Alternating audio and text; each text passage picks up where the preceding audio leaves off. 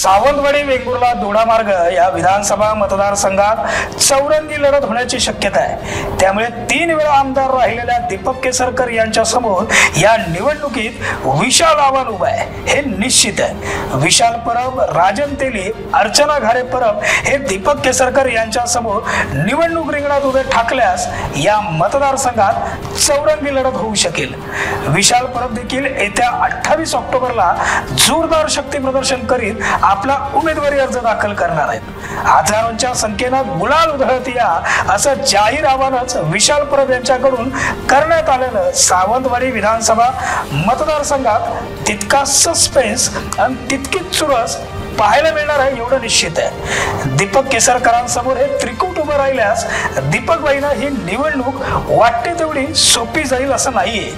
विशाल परब यांनी या मतदारसंघात मागील कित्येक वर्षांपासून सांभाळलेला जनसंपर्क प्रचंड दांडगा आहे। याच आत्मविश्वासाच्या जोरावर विशाल परब यांनी 2024च्या विधानसभा निवडणुकीच्या रिंगणात उतरण्याची तयारी केली।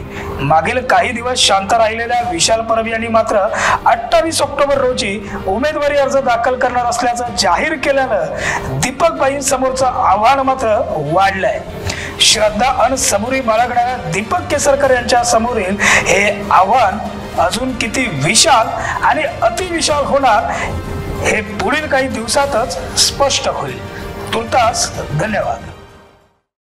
असे नवनवीन व्हिडिओ पाहण्यासाठी कोकणशाहीचं YouTube चॅनल सबस्क्राइब करा व बेल बटन प्रेस करा। तसेच फेसबुक पेज लाईक करा आणि इंस्टाग्राम पेज व ट्विटर पेजला फॉलो करायला विसरू नका।